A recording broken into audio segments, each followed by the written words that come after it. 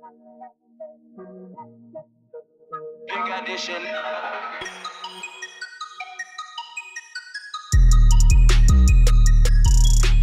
Yo, what's going on, everybody? Two Broke Dads. This is episode 2, so we survived an entire 7 days. We're back.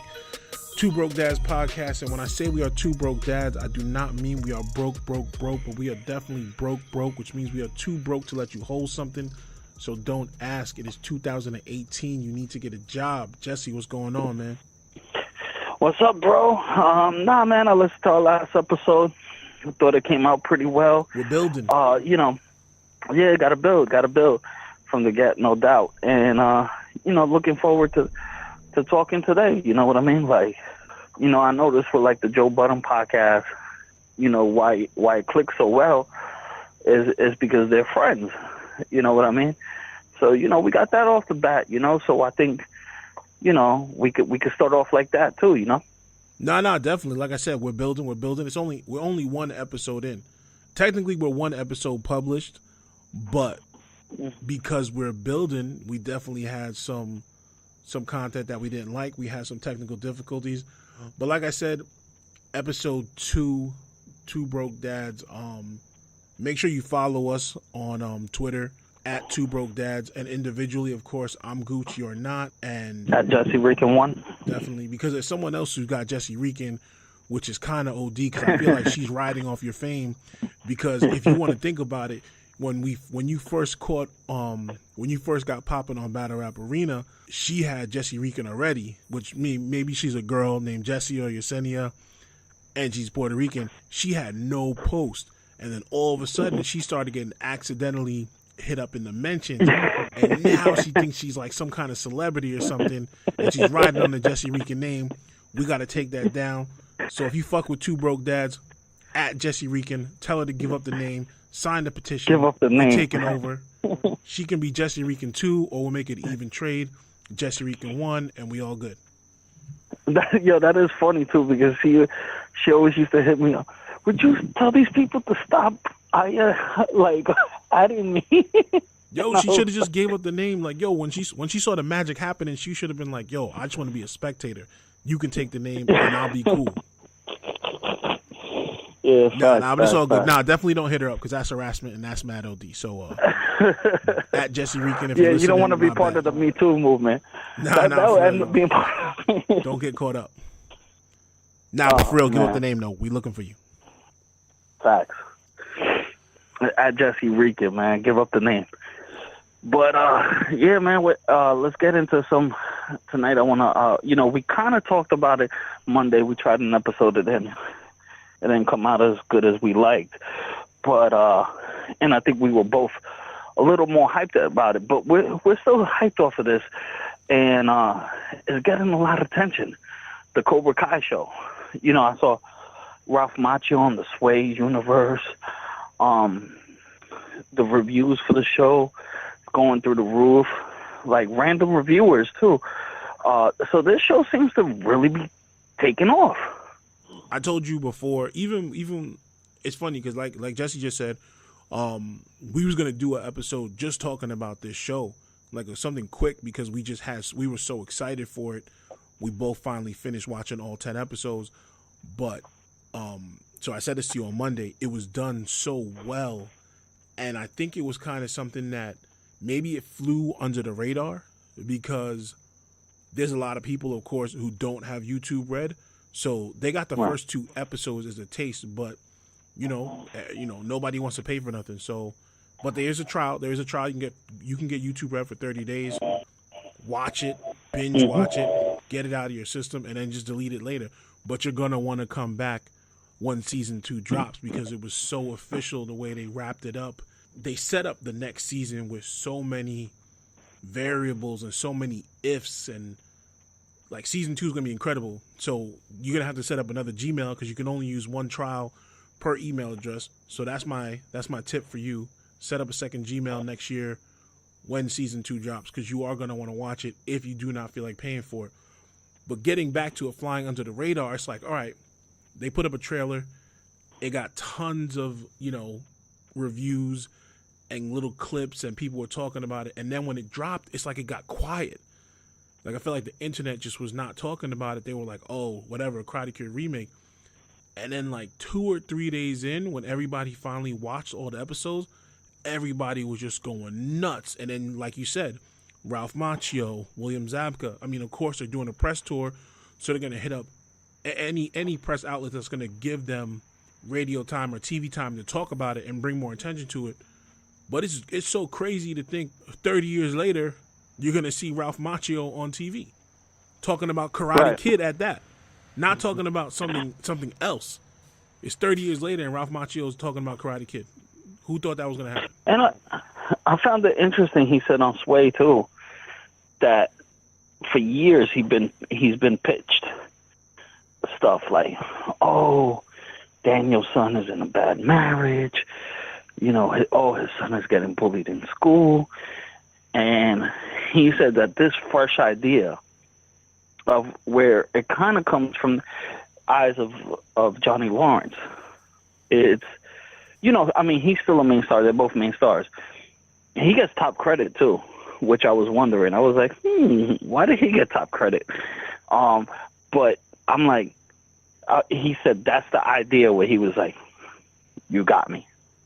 Like, you know, the Cobra Kai idea where, you know, he gets a little bit of an ego.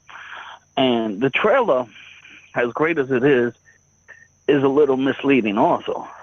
You know, they make it like Johnny's down out of his luck person, and Daniel LaRusso's a successful, arrogant douchebag. And then you watch the show, and he could be douchebag at times, but there's still a bully in Johnny, which is, you know, it kind of makes the whole movie. I mean, the whole show. Like, you know, there's still this bully in Johnny that kind of comes out. And, you know, he's not the most PC guy in the world, you know.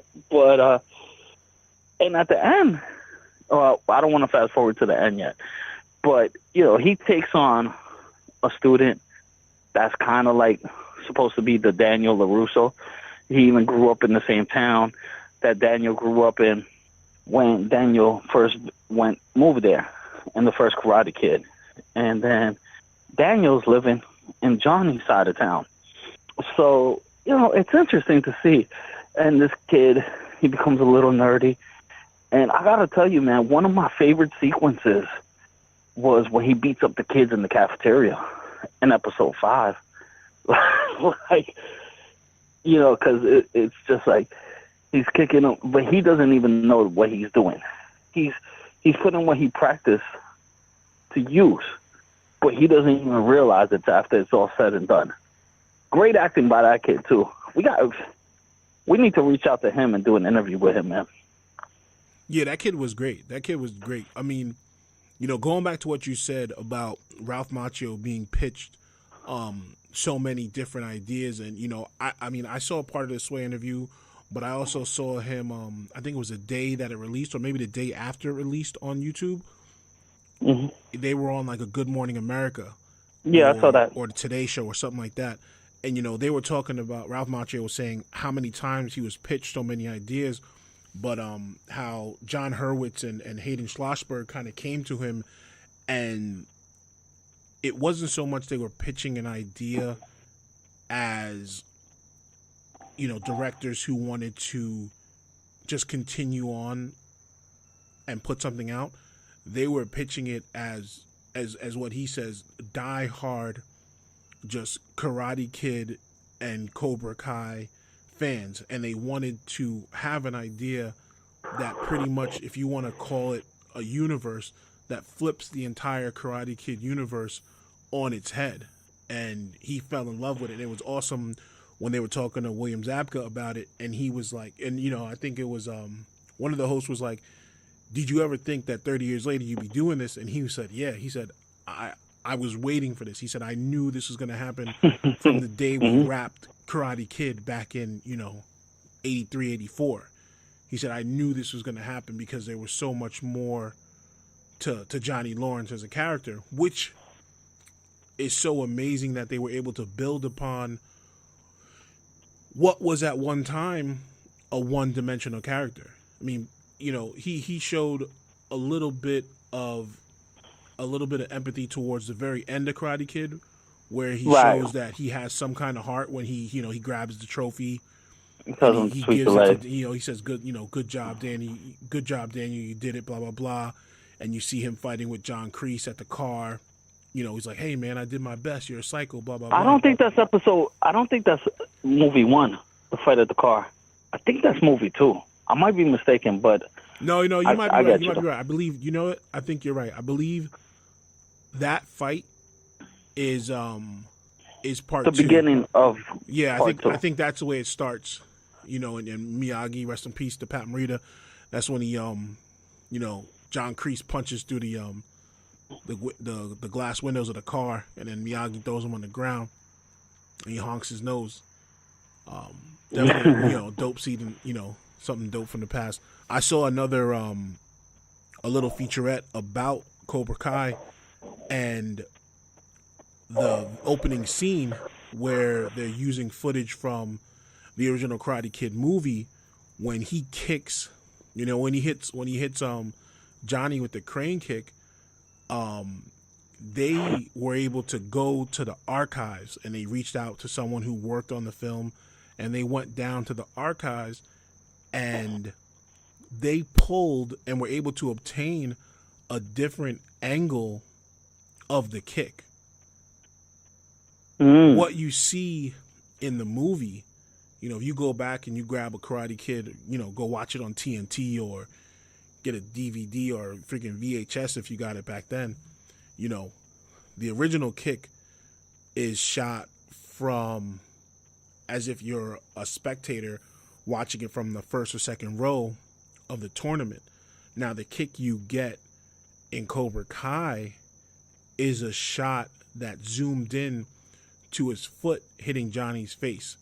And what they wanted to do with that, which you do get, is you really get to feel the impact of that kick. And, And then right after the kick is additional filming that they spliced in with another actor laying on his stomach. Laying on the floor, right? Laying on the floor. Yeah, I thought that looked a little weird. I'll tell you though, you can tell that it's different, but they really did a great job patching it together. So that kick, and now I thought when I originally saw it that the kick was also something new that was shot, because you barely see Johnny's face. You just see a foot and a blonde haired guy, totally getting his face destroyed. So I was like, oh, that must have been something that they added, because they added the whole part with him laying on his back. It wasn't until after I watched it and saw the featurette how they were talking about how that kick was just another angle, and that was actually from the movie back in the 80s. It's just an angle that no one ever saw. So I thought that was so crazy that they had cool. that, because it was so authentic. And it really does give off the feel that they wanted to give, like that was the fucking kick. And it's almost like that kick, and the way they set it up in the first episode of the show is like that kick is what led to Johnny's downfall in life. It's as if that tournament was everything he had, and losing that tournament, it like just his whole life went to the shitter.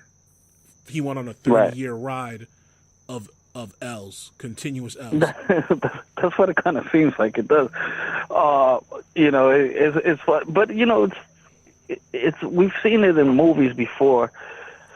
Movie Mr. Wonderful comes to mind with James Belushi, and he's like, you remember this movie where he misses the pitch, and he knows he could have hit a home run, and like for 30 years it haunts him. It's like a little exaggerated, but he still becomes successful, but that still bothers him to this day. It's kind of like that, but where in this show, but it's not that unrealistic. He's a handyman. He does, and then we get to look more into Johnny's life. We didn't know he had a dick for a stepfather. So it shows us some empathy towards him. And then, he has his douchebag moments, and Daniel has his douchebag moments. He has his good guy moments, and Daniel has his good guy moments. What I will encourage people not to do is like this YouTube clips, like 5-minute clips that I guess they're getting from Red. And I'm not a big fan of the flag, but I think they should flag it. Because if you're watching the 5-minute ending fight of Robbie and Miguel, because I saw that on YouTube for free, you're not getting the whole show. Like, just do me a favor, watch the show. And and it goes for any age. My son loved it. My son is 10. And it goes for any age, too. Like, this is such a well-written show where it shows, like, a real gray area. And even some characters that you don't like, you get to like. Some characters you like, you don't get to like. I mean, there's those obvious assholes with, like, the popular people, but they're not even in the matchup. No, we kind of get rid of them by episode 6. Yeah. A lot of the characters who are in there, they're integral to the development of other characters, but they're not that important as it builds up to the finale. Now, that being said, I know we should have said this earlier, but I think we haven't touched upon much. But this episode is going to be spoiler heavy, so if you have not seen Cobra Kai, pause this, open up another tab in Chrome, because I know nobody uses Internet Explorer. Watch it, and then come back and finish the interview. Yeah. But this is spoiler heavy. You've been warned. If you haven't watched it yet, come back to this interview for sure. But go watch it, because at this point, there's no reason why you shouldn't have seen it, because it's been out for a little over a week now. I love the fact that we warned them about spoilers right after we did all the spoilers. No. I don't think we didn't really touch upon, like, we brought up character names. We talked about a little bit of the first episode and how we thought how well it was developed. But we haven't hit any spoilers yet. But definitely, spoilers are ahead. You've been warned. But let's get right to it, though. We didn't really spoil nothing else. That's true. But now we are. Now we definitely are. Let's get right to it, Okay, let's man. go. So, spoiler time. You finish up. You basically should. You know what would be dope too? Watch Karate Kid, and then watch this. Yes. Especially, for someone who like us, who we're diehard fans. I mean, I've probably seen the movie, I don't know, easily 50, 75 times in my entire life. I've seen that movie. I think everybody in the age group has, really. So, definitely, if you want to give it a watch, because I will say this too. Right now, part of this whole Cobra Kai rollout on YouTube, you can go to YouTube and actually rent all the Karate Kid movies for 99 cents a piece. So, for $1, just watch part 1 and then go right into Cobra Kai. It's going to blow your mind just seeing everything, concurrently. But Cobra Kai picks up 30 years after that kick. Like, literally. 34 years after that kick, literally, because there's another tournament in this series. So it's literally right after that kick. You fast forward yourself, and we are here.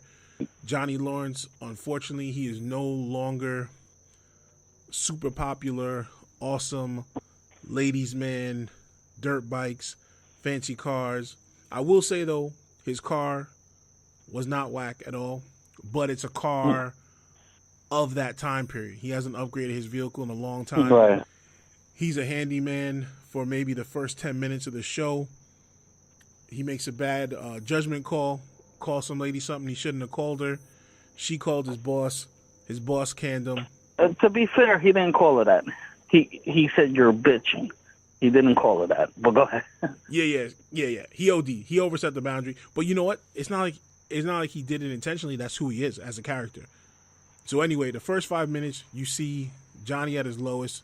He wakes up surrounded by empty beer bottles, a dirty apartment, tiny, horrible place that he's in, and he loses his job.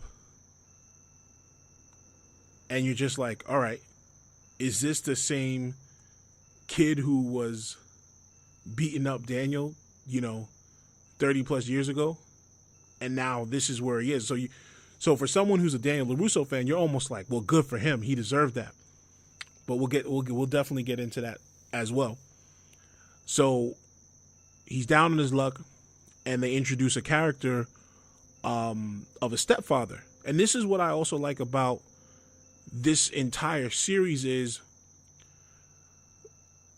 you only get of the Karate Kid story, you only get those 3 to 4 movies, whatever, where you have story and you have content. And one of the beautiful things about this this series is it allowed for the production team to write into that story things that may or may not have been that character's backstory 30 years ago, but we're now able to write that in to the present. So you're introduced to the character of Johnny's stepfather, who's a complete asshole, and you see that this is what he had to put up with as a kid. And that's something you don't know. You know, in the original movie, Karate Kid, you're just like, all right, Johnny's a popular guy and he's rich. He's got a car. He's got motorbikes. He's got everything.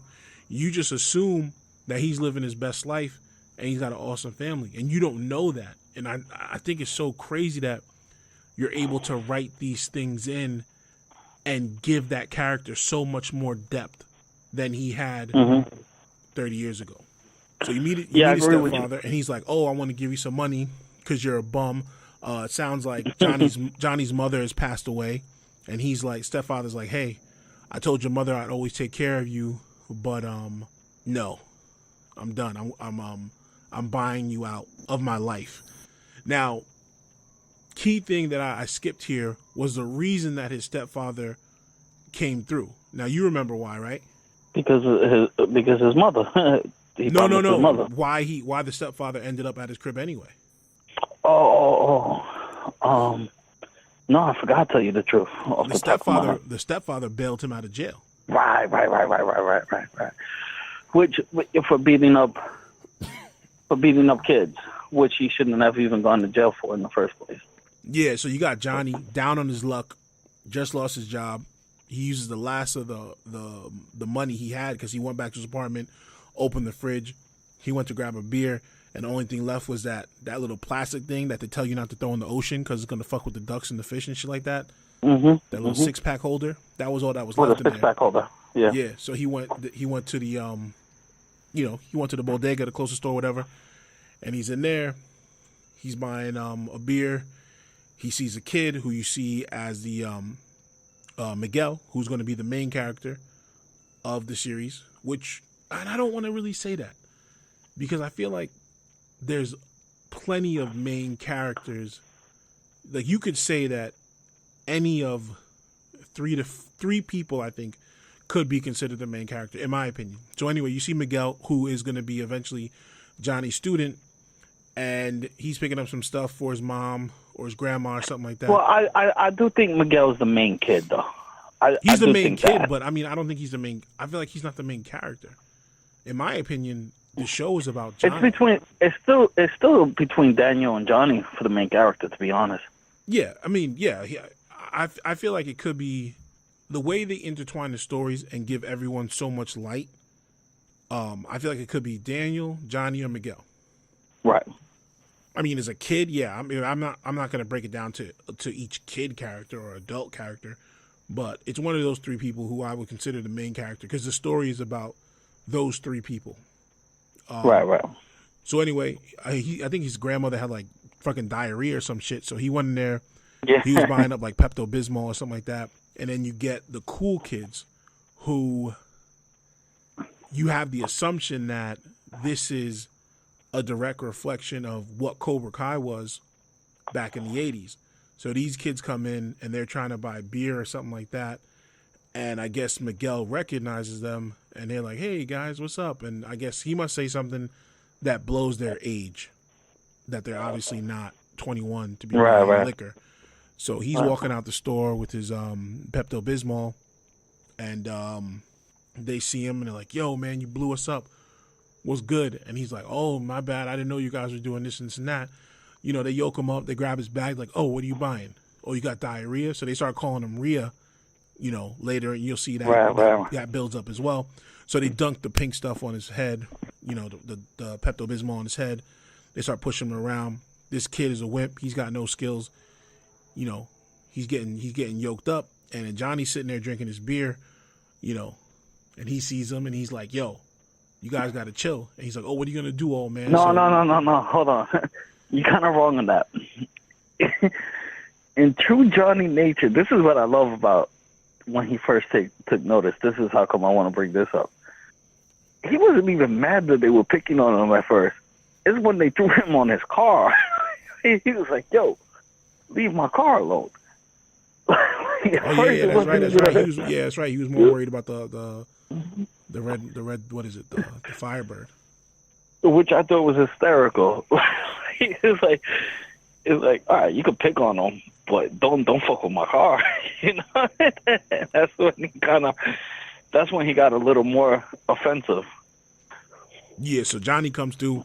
He mops those kids up. All of a sudden, you see a twinkle in in Miguel's eyes. He sees a hero, and it just so happens that they live in the same building. So Johnny, of course, gets arrested for beating up children. And that's when his father-in-law comes, and Miguel lives in the same building as him. He comes down to his apartment. He's like, yo, what were you doing yesterday? And he says karate. Which is another cool thing is that they talk about how karate has kind of faded in the martial arts scene in present years, which, I mean, I don't know. I'm not really into martial arts.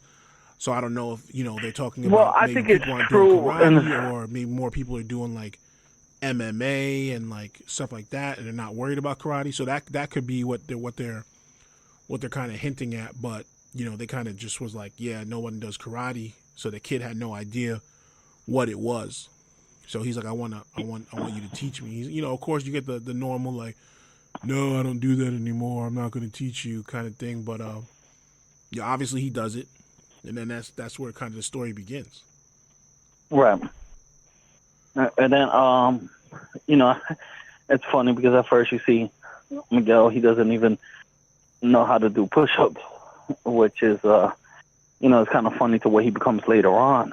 And then LaRusso finds out they're opening up the Cobra Kai gym. So he gets his friend to raise his rent, double the rent. Yeah. So what Johnny does is when his stepfather came, he gave him the money. He was like, "Fuck you, I'm not taking it." He ripped the check up. He ripped it in half and threw it on his counter. So what happens later is he goes and gets the check. He puts it back together. He cashes it and uses that money to reopen the Cobra Kai dojo. And that's when Daniel drives by that area and sees the signs up for Cobra Kai. And it's like, boom. Technically, I think, I kind of want to say now that's where the story begins. But because I feel that there's multiple main characters, Miguel's story started when Johnny defended him. Johnny's story started at the beginning, the first minute of the show. And then when Daniel saw Cobra Kai, that's when his story started. Like that's also the first time you really get to see Daniel on the show at all. Well, no, when he goes to visit him in the car lot, right? And he's like, and that's when he's like a little douchebag to him. When he's like, "Oh, this is the guy who you kicked his ass." He said, "Well, technically, it was his face." And then we got that, and then he goes, "Hey, look, I don't blame you. That's where we see Daniel being a little douchey, right?" And then, but you also have to remember why he's at the car lot now. Johnny is at the car lot because he was out drinking in his vehicle, and he went back to their high school, and a group of young girls hit his car and peeled off. Now, one of those young girls, which you don't know at the time, is Daniel LaRusso's daughter. And it just so happened that the tow truck driver came and towed his vehicle to LaRusso Autos. Auto, yeah. He had no choice. But, you got to get your car back. So you got to go there. He goes in. Daniel's kind of a dick to him. He's like, "Oh, yeah, you remember, it's one of my buddies from high school." And, of course, this is Daniel, who that competition was everything to him as well. So he's been telling that story to so many people, And it's funny because as they introduce more characters, get introduced to Johnny, they all have a different way of remembering how Daniel told the story. So you can tell that he's telling everybody the story, and maybe every time he tells it, he adds a little bit to it. But anyway, right. They're like, "Oh, this is the guy you beat up, you kicked his ass." He's like, "Yeah." You know, so he's like, "Ah, fuck, you know, whatever. I don't even want the car. You know, I don't want you fixing to give me my car." And he's like, "Dude, like, I'll do it for free." And you know, that's pride of a man. And of course, you almost feel like you're succumbing to your enemy if you let them give you a handout. So, and tell you the truth, I think that's a jab. Oh, no, you're so down on your luck, man. I'm gonna do this one for free. Like, that's a little get back on your bully. It's like if you become successful and your bully's at a restaurant, you leave him $100 tip. You know what I mean? It's a little like. No, I saw it a little bit as a jab. I saw it a little bit. That's definitely a little bit of a flex. I would definitely say that's a flex right there. Nonetheless, Johnny's not with it, but at the same time, Johnny's got no money, so he lets it just go, and they walk out. Right. He moves on. But he is at that point. Of course, he is still opening the Cobra Kai dojo, and he has one student, Miguel. And like you said, Miguel's the man. Go ahead.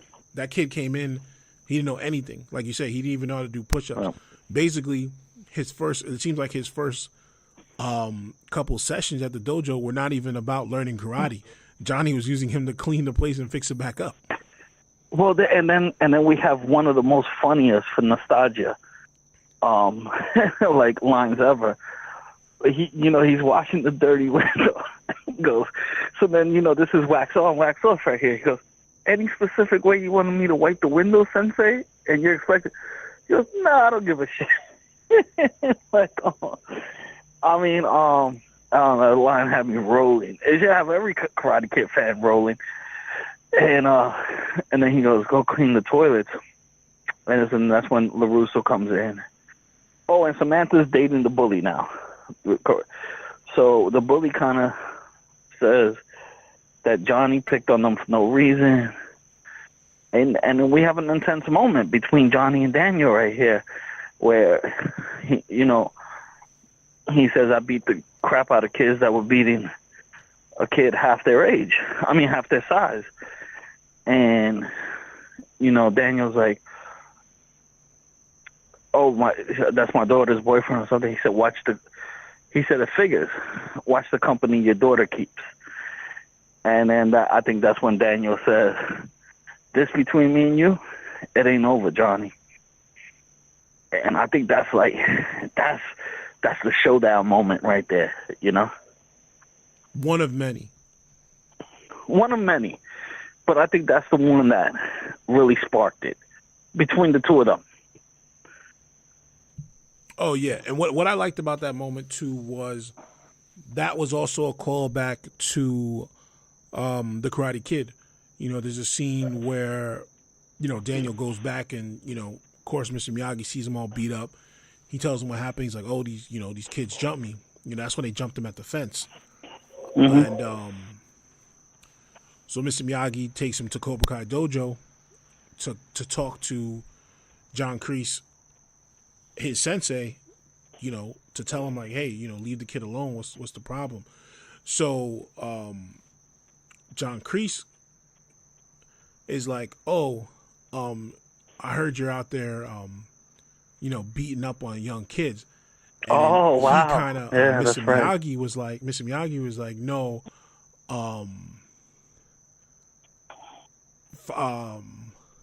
I was stepping up for someone who couldn't. It wasn't a fair fight. 5-on-1's not a fair fight. So I was jumping in to handle some punk kids. And then Johnny says the same thing, like, oh, I wasn't beating up young children. I was stepping up for someone who couldn't defend themselves. I thought that was. I didn't even think about that. Wow. That was a nice callback to Karate Kid. But yeah, man. So that boyfriend, he's a complete asshole. The Asian kid. Yeah. So his name was like Kyler or some shit like that. Right, Kyle. I think. Good actor though. I gotta say, good actor. Well, let me say this: everybody on the show, and I was super impressed with their acting. You know, like, you know, he did a great job at playing an asshole. Great casting. Yeah, definitely great casting. Everyone who was in the show played their part, and they played it very well. So, phenomenal job on the casting. These young kids were awesome. All the children involved, the younger actors who many of them, at least for me, I've never seen them in anything. And considering, you know, I'm a dad and I got a lot of kids who watch kid shows, I've never seen any of these kids in any of the shows for the last 5 years. No, I bet you've seen Hawkin. He's Kirby Buckets. Hawk. What's that? Oh, you never saw Kirby Buckets? But you want to say that? It's a Nickelodeon show. Nah, Nickelodeon. What you watch on Nickelodeon? You watching Kid Danger? That guy's the man. Yeah, he is the man. Yeah. Well, Kirby Buckets is Kirby Buckets. So it's like he draws pictures and stuff. Nah, I mean, but for me, you know what? Also, there's an age gap. So your son is 5 years older than my oldest kid too. So they're probably watching a different range of shows. My kids can watch the same 3 shows for 24 hours and we're good. But for me, I never saw any of those kids. So definitely big shout out to all the younger children who this may have been like their first big gig. They all handled it very well. Everybody was on point for every episode. But anyway, the bully, the Asian kid Kyler, he's a dick, but he's like Prince Charming to Daniel's daughter, of course. That's his girlfriend. He's trying to impress her. But low key, he's a school bully and he's picking on people. And it's not until there's a incident in the library where they come through and, you know, Kyler and it's like this other kid, I don't remember. I don't really think I'm sure they had names, but there was another kid and then there's a fat kid. Only reason he stands out is because I was just going to say the fat kid. The fat kid does stand out.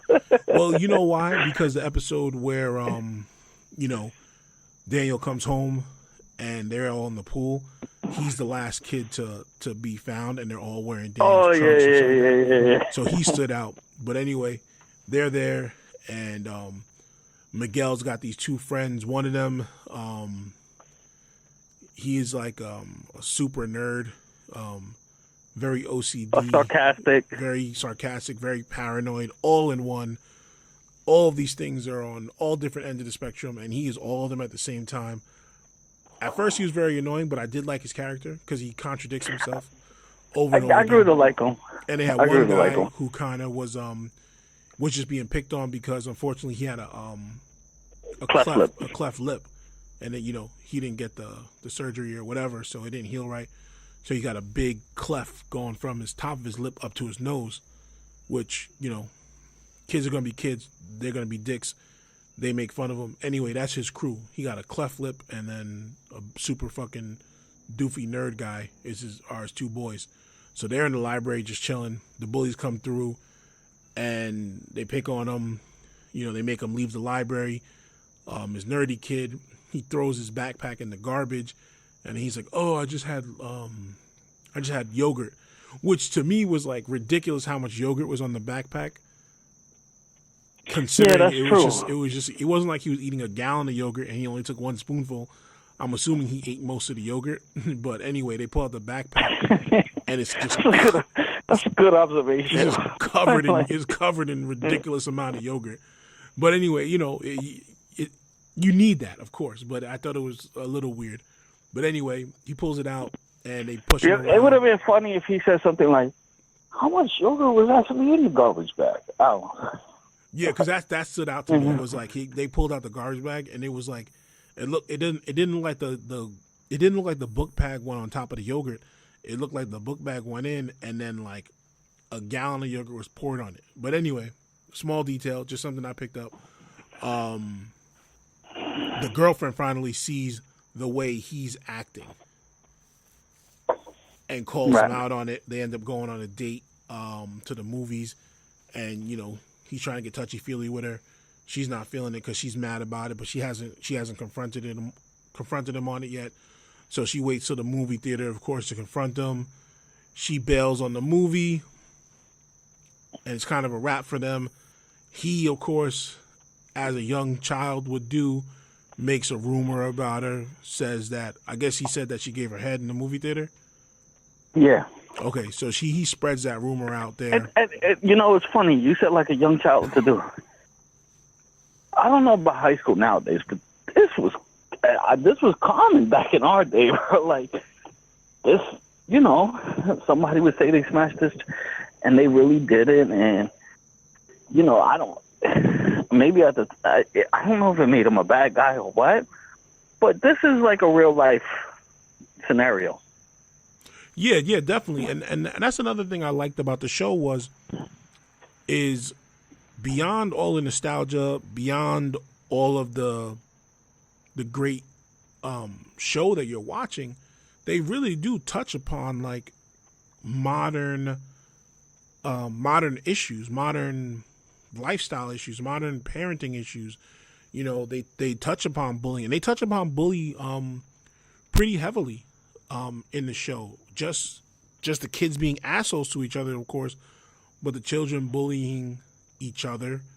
And then if you think about it, if you really want to break it down, you also have like Johnny and Danny bullying. I don't want to say maybe not bullying, but they're in a war between each other because they both do things to each other as the show progresses. Right. To kind of, to tit for tat things. So they do touch upon bullying. They talk about, single parents. Well, and then, Johnny, with the movie part, this is all going to tie in too. Johnny gets drunk, buys spray paint, and draws a big dick in Daniel LaRusso's mouth on a billboard sign, on the most populated highway. So then after the movie date, that's where this guy, he's in the cafeteria, and he goes, "Hey, you guys want to know something about Sam? She takes after her father. Oh, you saw, the poster with her father sucking dick? Well, it looks like Sam takes over after her father." And that's Miguel's time to shine. And he's like, what? He's like, all right, calm down. And then, they said, go back. Rhea, your karate shit isn't going to work on us. And that's when one of the best karate sequences comes about. Yeah, Miguel My definitely. bad, Doc. I cut you off. Nah, he definitely did his thing. I mean, that was probably the scene where Miguel, after learning the karate with Johnny and, practicing and whatnot, that's the point where he gains his confidence and he realizes like, oh, I can do this. I can be the aggressor. I can strike first, strike hard, and no mercy. Like, he comes through, and literally no mercy, because he definitely smacks the shit out of that kid with the lunch tray, that joint that you put your food on. He claps him up with that. Like, he does like a 360 spin on the floor. He's flipping over the tables. He's serving up everybody, and then he claps the kid at the end with that thing, and that hit to that kid's face, that like blew his confidence. Like, he was totally afraid of Miguel after that for the rest of the series, which is crazy, because up until that point, you almost think, because you know that there's going to be a karate tournament, you know that's going to happen. Right. Up until that point, you think that he is going to be the antagonist, that he is going to be the person that Miguel fights at the tournament. And I like how they switch it up by... I liked how they switched it up, too. Bringing in, more characters. That character who, we're definitely going to touch upon, that character ends up being Robbie Keane, who is Johnny Lawrence's son. And that's who Miguel ends up fighting at the tournament. But we'll get there. So Miguel ruins this kid Kyler's life. You'll see there's different scenes as the show progresses where Kyler will go somewhere and see Miguel and literally be like, nah, I think we should go the other way. Or like when they went to the party, he was like, nah, we don't got a party here. Let's just go. And they jump in the car and they leave. You know, but awesome for him, which that also does, not just for Miguel gaining his confidence, because he put on a show and, you know, kind of going into the world we're in now. When something like that happens, the first thing everyone does, especially children, and every kid nowadays has a phone, they pull out their phones and they had that fight all over the internet. Mm-hmm. So the next day, Cobra Kai is flooded with new students who would like to train under Johnny. And that's exactly what Johnny needs, because Johnny needs to make money. You know, there's other little plot details that we didn't touch upon, but, you know, Daniel found, like we mentioned, that Daniel found out that Johnny was opening Cobra Kai. You know, and this is a small thing. I won't spend too much time on it. Daniel has lunch with the real estate agent who owns the strip mall that Cobra Kai Dojo's in. He mentions to him, like, hey, man, you know, I want to buy the strip mall, because Daniel wanted to buy it and I guess kick Johnny out. And he's like, why do you want to buy it? Blah, blah, blah. You want to pay me too much, da, da, da. I know you're being sneaky. And he's like, well, I'm just saying, you know, you're not charging that much rent. And Daniel was like, oh, if you let me buy it, I'll get you back into the country club. Because this guy was like a skeevy foreign guy who I guess he pisses in the shower, which, like he said at the end, like, yo, you know who that is, right? Well, I think I know him. Isn't that the guy from Borat? Yeah. Yeah, that's exactly him. Who it was. Yeah. He looks like Princess Jasmine's father. Yeah, I can't look at the guy the same after that sex scene. Yeah, nah. Sacha Baron Cohen, he's a wild guy, man. Whatever happened to that dude, though, man? Fucking, I seen him in Borat and then Talladega Nights, and that was it. I don't know. I think his gimmick kind of ran up. He was funny as fuck, though, man, with the Ali G show, his characters and stuff. But, you know, I mean, yeah, he did his thing. I'm sure he got a good amount of money. Nah, he did his thing. You know, everybody's got to fall sometime. But anyway, Johnny ends up getting his rent doubled for the dojo as a result of Daniel's conversation and bringing to light to the landlord that maybe he's not charging enough that's comparable in the area. So that was kind of what I was saying about how the two of them are kind of bullying each other. They're going tit for tat on certain things. So Daniel did that first, technically, and then Johnny drew the dick on the billboard. Yeah. So at this point, Daniel did strike first, because Johnny wanting to open Cobra Kai, that's not a strike at Daniel. That's just Johnny wanting to do something, like, which is funny because, like, why is Daniel? I mean, I understand why Daniel's so mad, but, like, yo, get over it. Like, he's not doing this against you.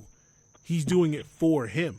And Daniel took such offense of him bringing Cobra Kai back. And Daniel, he got a little too emotional to it. Yeah, and he was sour about it for years, because what we find out later is Daniel got Cobra Kai banned from the All Valley Karate tournament, because eventually when Johnny gets his pupil count up, he wants to go to the tournament and he calls up to apply, and they're like, no, you've been banned. So he's got to go there to go to the board and dispute it, and he goes there to rebut it, and of course Daniel is on the board for the tournament. Right, that was the funniest part. So that was definitely a dope scene. Now let me ask: was there one director for every episode, or was there a different director? Oh, I don't know. That's a good question. I know a lot of series do that now, is how they have different directors for every episode to kind of give, you know, staying within the plot line, but giving every episode a different take. I'm not too sure. Because to give actors credit, or even the director, because this could be a director move.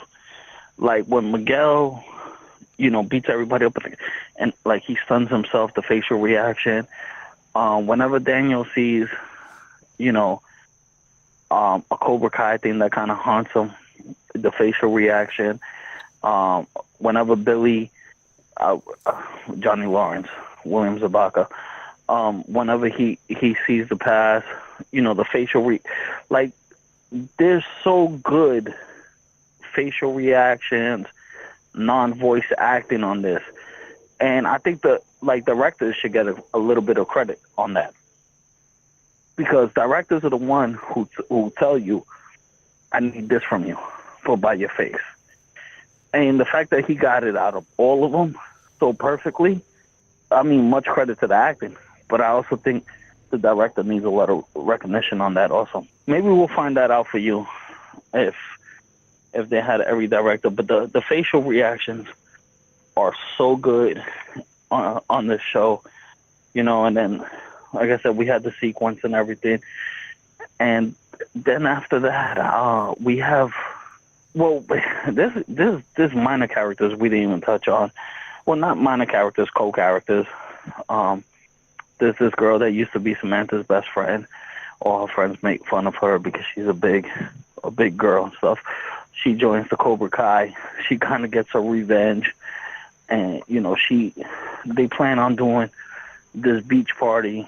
So she gets all the Cobra Kai to go to the beach first. And they do the party first. And then that's what Gooch was talking about, when the popular kids go there. And the other kid is like, yeah, let's go. I don't even think we got into Robbie yet. Have we, Gooch? No, not yet. I mean, so Robbie, like we said before, Robbie is he's Johnny's son. So the first time you introduced to Robbie is Johnny gets a call, an unwelcome call, and one that apparently at that time he wasn't really he didn't really give a shit about it anyway. So he gets a call from his son's school, and apparently the kid's having issues in school. We try calling the mother, blase, whatever, and he's like, okay, not my problem, call his mom. And he kind of deads the conversation, like, and at that point you kind of like, damn, he got no love for his kid at all. At least that's how it seems at that point. So whatever, fast forward another episode or two, he gets another call from the school, the principal, and she's like, hey, I hope you guys are enjoying your boys' trip, but, it's been about a month, and if he doesn't get back in school, he's not going to have gone to school enough days to graduate. And he's like, what? Hunting? What are you talking about? He's like, yeah, you and Robbie going hunting or on whitewater rafting or some bullshit that he's like, nope, not at all. So he's like, yo, the kid hasn't been in school for a month. He goes to the crib. He talks to his they don't really say if it's his ex-wife or if it's his girlfriend. So I'm just gonna say he's gonna talk to his baby mother, Robbie's mom, whatever you want to call her. They don't really distinguish that, whether they were married at any point. But anyway, that lady is she's it seems like she's not really, I'm trying to use a good word without making her sound like a barfly. Yeah. She's like a barfly, or I didn't want to say slut or whore, but I guess she's kind of that too. Well, she's that too. Yeah, I didn't want to lead off with that, but yeah, barfly, that's a little more PC. But anyway, she doesn't have her shit together either. She's a single parent. She's out. She's very promiscuous. She's going out to bars every night. She's telling Robbie she got different job interviews, and they lead you to believe that she's just out at bars. She don't really give a shit about the kid. She's doing her own thing. There's a scene where she kind of comes home with a dude, and they kind of go in the bedroom, and he's out there. They start smashing. He puts on his headphones. It's just inappropriate, and you feel for Robbie at that time, and you just assume that that's the life he's lived for however many years that he hasn't had his father in his life.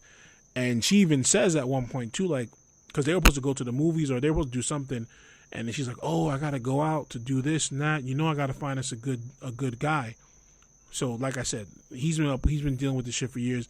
He's into a bad crowd. There's two other characters who are like his friends, who you see him with. He kind of gets himself into.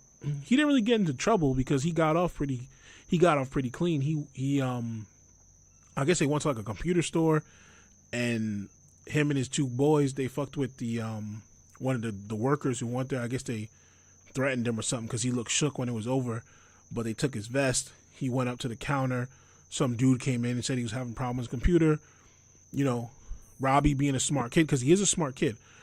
He's just not, he's not school body, but he is a smart kid. Him being a smart kid, he throws out all the technology lingo.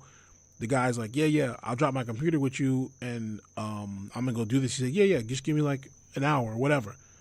So he takes the computer and he walks off with it, and then you see the real store worker like shook. So they probably threatened him or whatever, and he got a computer, no questions asked, walked out the back door.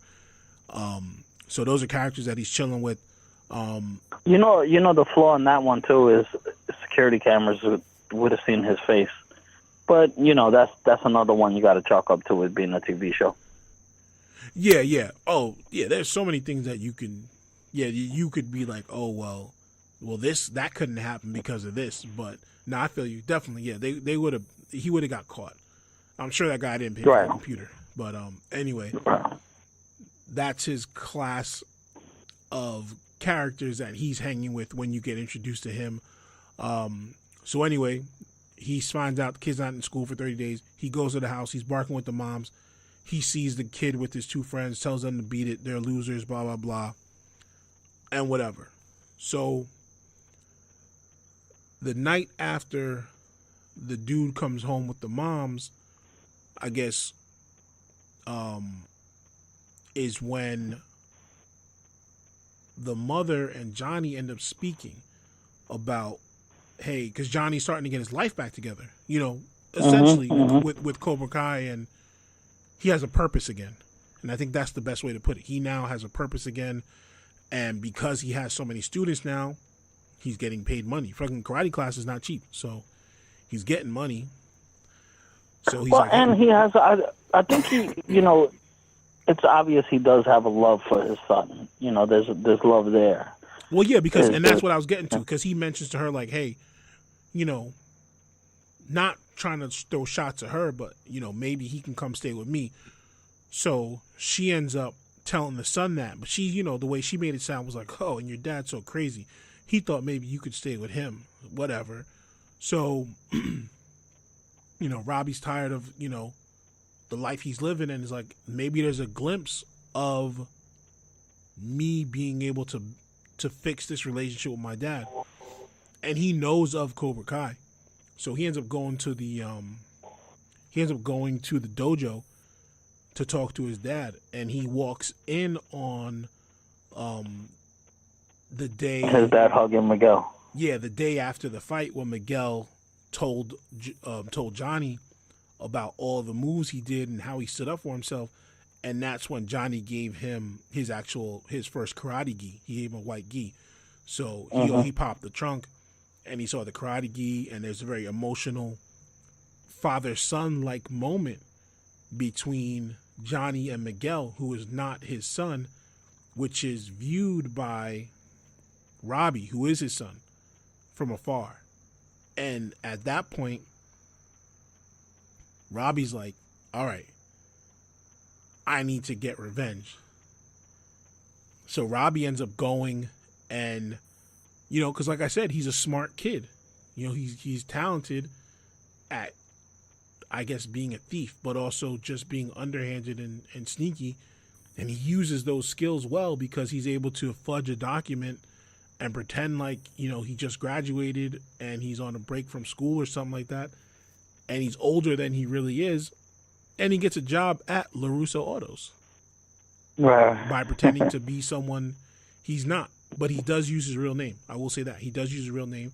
He just doesn't mention, anything about his personal life. So there's no connection to him and Johnny Lawrence at this time. So he's working at the dealership, and he's good at what he does. And that kind of rolls into the next phase of the series, where now it's almost like foreshadowed a little bit, because he wants to get the daughter involved into karate, which she used to be in the past. They kind of have a flashback of him teaching her years ago. But teenage girl, it's not her thing.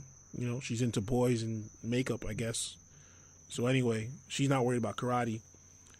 And when Daniel decides to, and which is amazing, because Daniel's doing so well that he had a whole room in this big ass house that he was able to just take out the cardboard boxes and say, fuck it, I'm going to make it a karate dojo in my crib. Like, I want to be doing that good, where I can be like, yeah, I'm just going to use this room for my karate dojo now, like out of nowhere. So he builds up a karate dojo.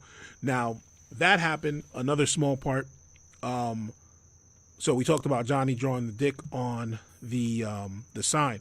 Now, Daniel thought that was the work of a rival car dealership. So he goes there to confront him. He talks to him, and he starts, kind of fucking with him. He's like, oh, word, you're going to beat me up with your fancy karate, blah, blah, blah. And just Daniel does like a roundhouse kick or some shit. He knocks the coffee out of his hand.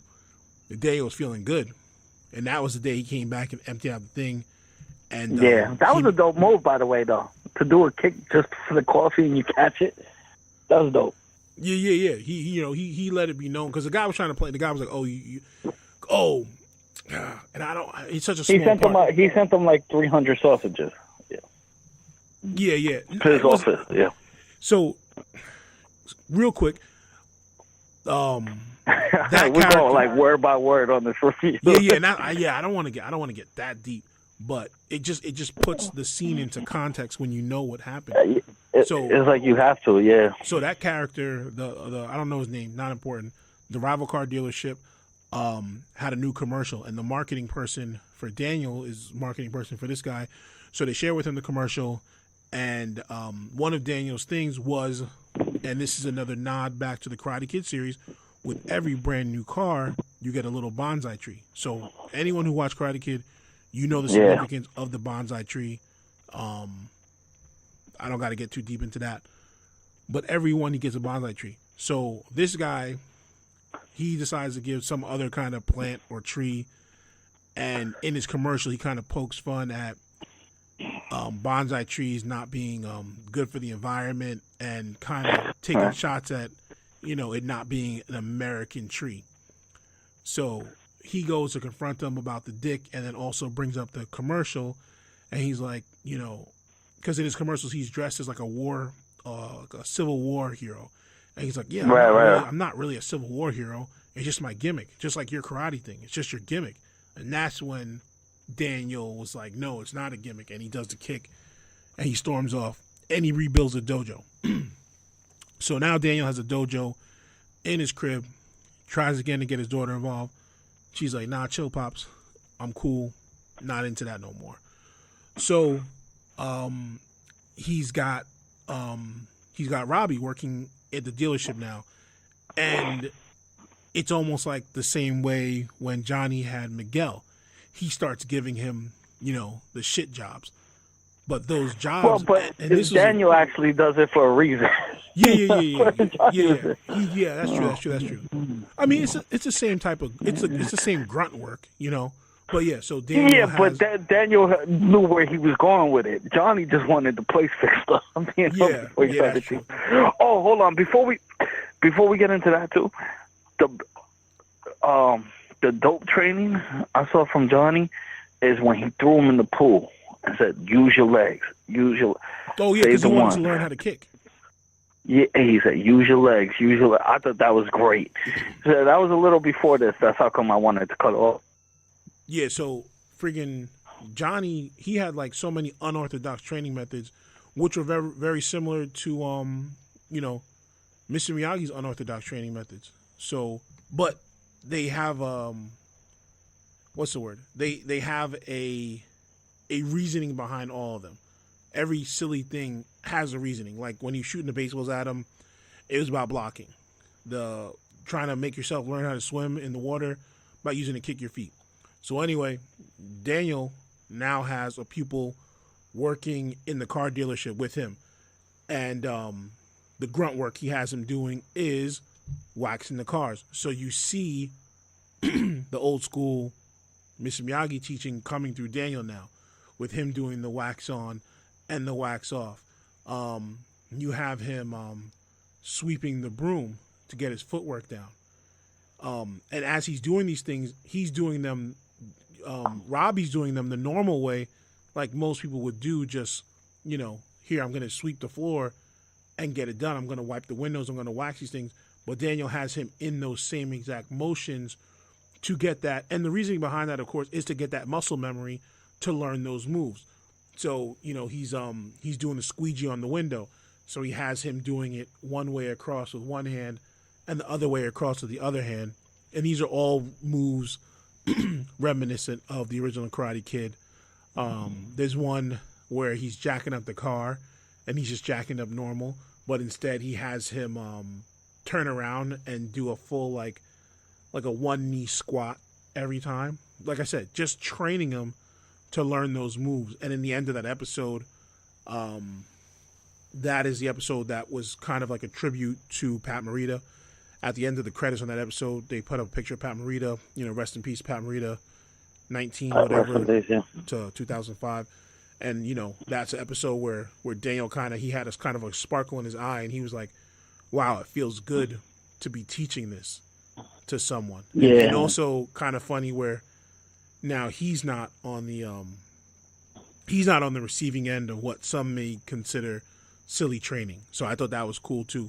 And definitely a dope episode to use as a tribute to Pat Morita, because that's pretty much, although I can't really describe the moves, but if you've seen the original Karate Kid, all those moves that Daniel had to learn, all the hand movements, the up and down with the painting, with the squeegeeing, the left and right, the wax on, the wax off, the blocking, everything, It was cool to see, because I saw all that as I was watching it, and then when they did the paying tribute to him, I was like, oh, this is like the perfect one to pick.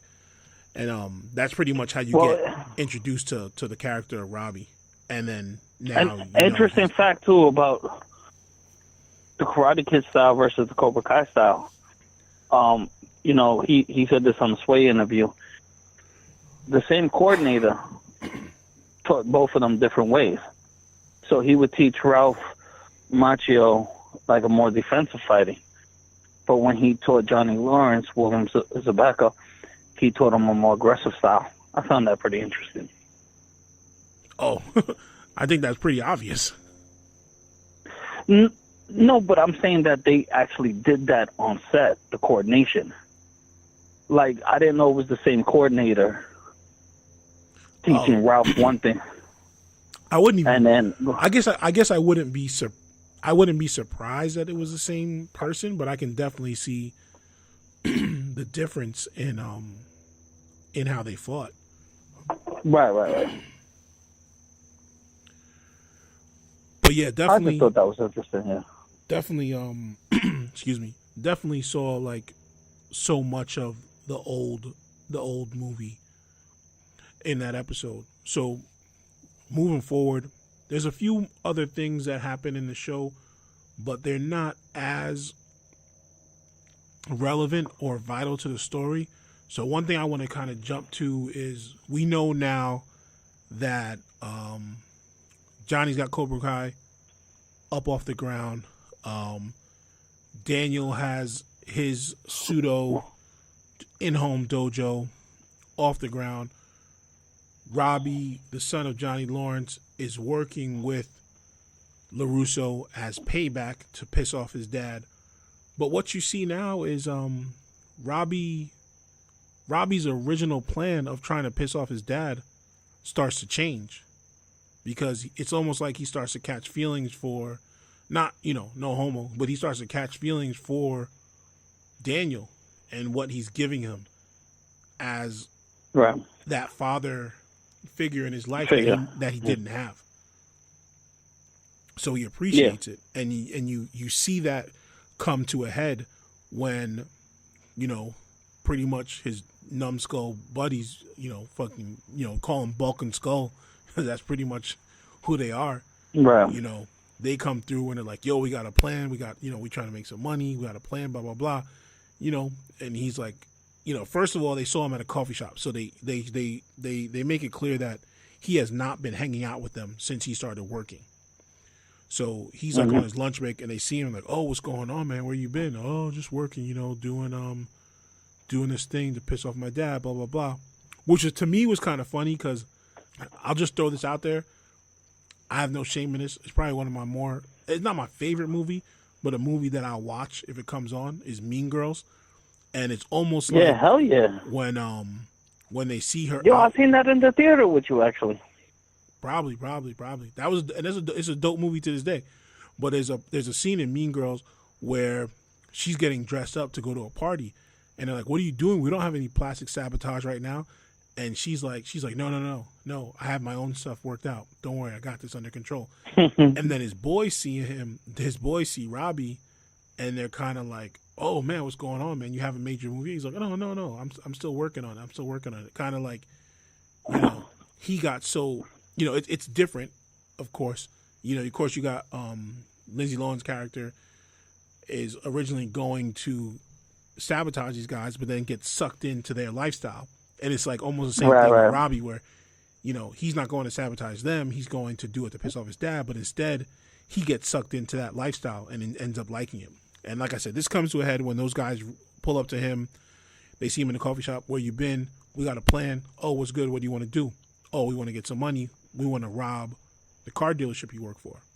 And he's like, "Oh, I don't know. There's cameras, this and that." And they're like, "Oh, what are you, pussy? Come on, man. What are you doing? Just get us a security code." So Robbie, and I say this again, being just a smart thief,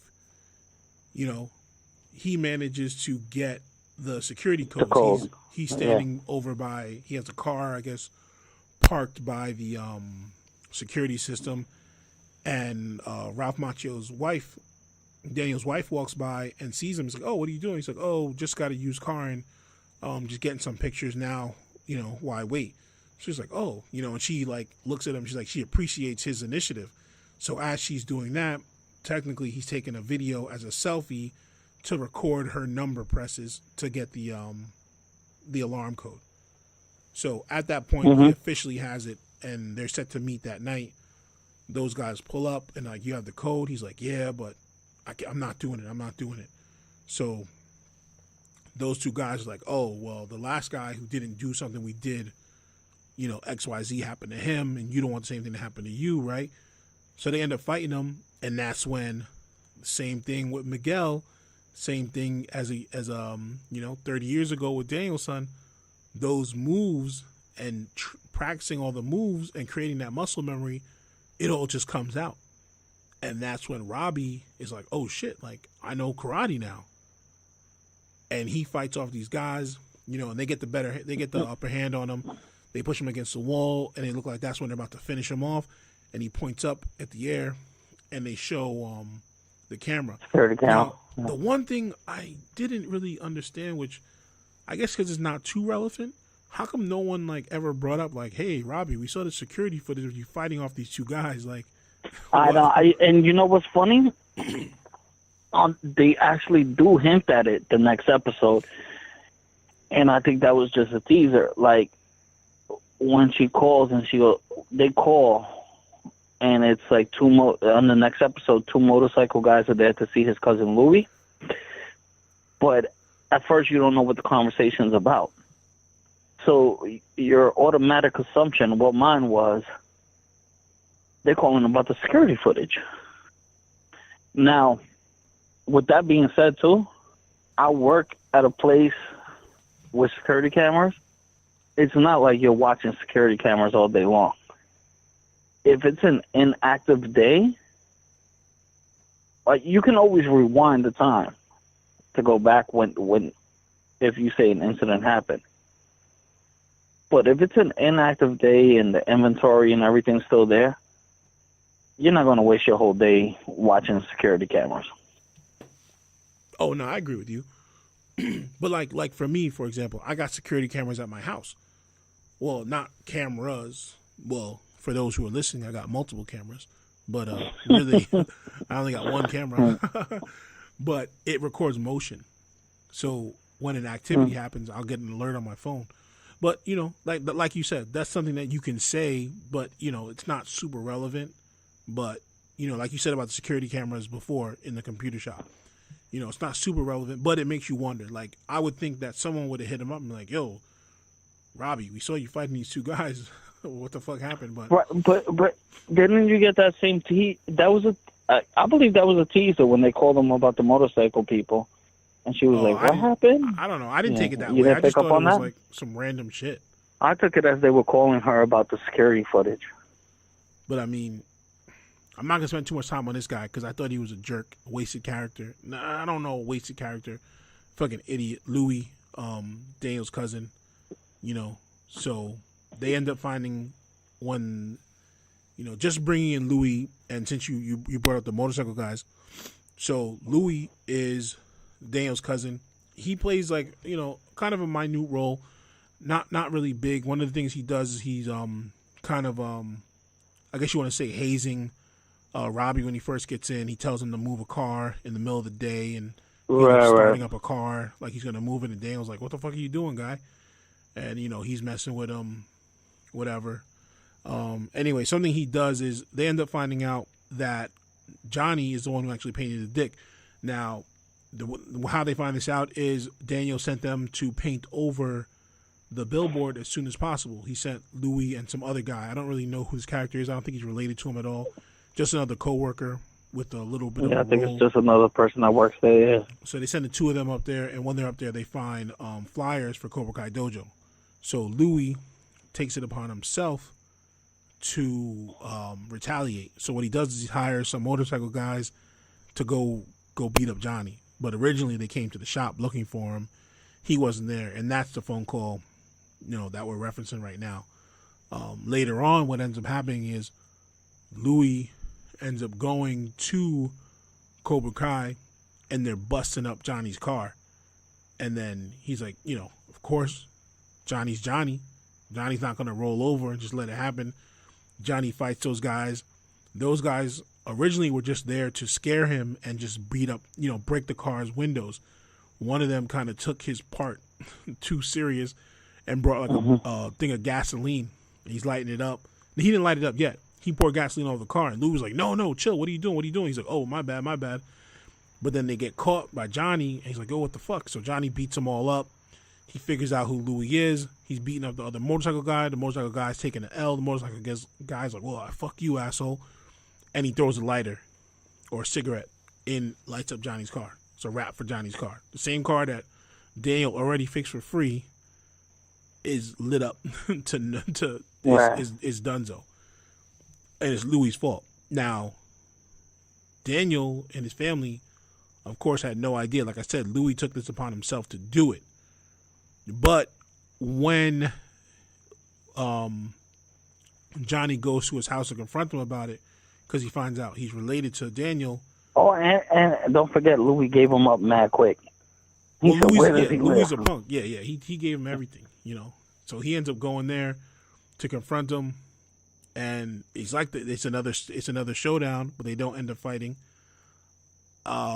He comes in the house. They talk about it, and the wife, which was cool of the wife too, to be like, "Yo, give him a car." He's like, "This is not his fault," and he's like, "What do you mean, give him a car? We sell high-end cars, like Audis and BMWs." Like, I'm not gonna give him a fucking Audi. And she's like, no, give him something from the trade-in lot. So, right, being who Johnny is, it's not the original, but he does pick a Challenger, which for those who know back in the day, that's a remake of an old school car. So it was dope that's what he picked out of all the other cars that were available. So Johnny picks a Challenger, and he's like, what's wrong with it? He's just, for people who have purchased used cars or work at a car lot, you know that it's a trade-in. You get the car from whoever traded it in, and, the car dealership ends up fixing it up. But he's like, what's wrong with it? He's like, nothing. Let's go take it for a test drive. I don't trust you. So he tries to get, which that's where I was expecting it. You're biting your nails because he was like, oh, get Robbie. He's like, oh, no, Robbie's out today. Get Louis. Oh, no, not Louis. Louis not allowed back here and let me say, too, like the last two episodes, 9 and 10, like, you couldn't pull me out my seat. I was glued, man. I was just watching this shit. I was like, holy shit, here we go. Yeah, I agree. The last two episodes were dope. So that car ride is just a test drive. But what you kind of see, the beginning of that car ride leads into a really something you did not expect. That's where Daniel and Johnny actually build a friendship. They're driving around and listening to music. I think it's like REO Speedway or some shit like that.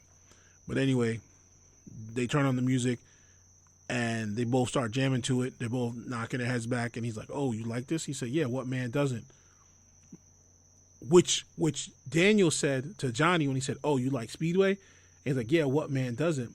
But when they were in the card lot, Johnny was talking about the Challenger, and I think he says like a 3 point. Daniel said, "Oh, 3.4," and he said 3.5. Talking about the engine side liters. And he said, "Oh, you know about cars?" And he said, "What man doesn't?" So then back in the car when they talk about music, that's when Daniel hits him with the same thing, like, "Oh, what man doesn't?"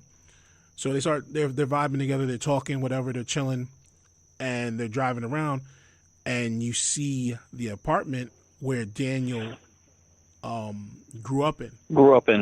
Yeah. You know, and that was another dope homage to the original movie. They layered that with some old footage from the movie showing him with his mom carrying stuff up the when they're moving in, carrying stuff up the stairs.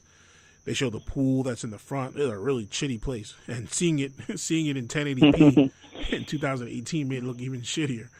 But he sees that, they start talking and about him moving in and everything, and Johnny's like, "Come on, let's get a drink."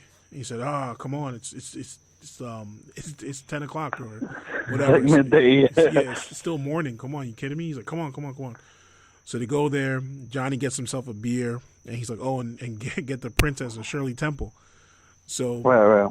they start talking, and they realize the similarities that they have, both being young, not having their fathers around. While Johnny did have a stepfather, not having, of course, his original father, because his father, they say Johnny's father passed away or left him. I'm not sure. I don't remember. Yeah. I'm not but sure. Anyway, Johnny didn't have what part I did find funny, though, is when they start finding more in common with each other. Russo's like, "Let me get a scotch on the rocks," and then Johnny's like, "Let me get 2 more beers." And from there, it's going to be a whole night out with them. Yeah, and they definitely connect. They talk about how not only do they not they talked about the girlfriend. I like that part. Yeah. They talked about not having father figures, their own father figures in their life. Excuse me. And then finding a father figure in karate. Daniel, of course, being Mr. Miyagi. And then John Kreese, as crazy as he was, Johnny does say that, he gave me a father figure. So that's dope to kind of have them both like connecting. And you're really like, okay, well, here's that friendship that they're getting. So yeah, like you said, they definitely talked about Allie Mills, I guess was her name. Allie, it was played by Elizabeth Shue, right? Yeah. Was it Elizabeth Shue? I believe so. Yeah, I'm pretty sure it was Elizabeth Shue who was the actress in that movie. Yeah, Allie was her name, though. Yeah, and they both talk about Allie, and because LaRusso got the girl and stuff, and Johnny, that was Johnny's ex, and he's like, "Oh, she's on Facebook," and Johnny's like, "What's a Facebook?" He heard of Facebook, and then she's a doctor now and stuff, and they reminisce about being in love with the same girl, kind of. Yeah, and Daniel pulls up the Facebook, and he's like, "Oh, she have any pictures?" And she didn't have any pictures of herself, but he's like, "Oh, let me see some pictures." He's like, "Oh, well, we're not friends." And he said, "What do you mean?"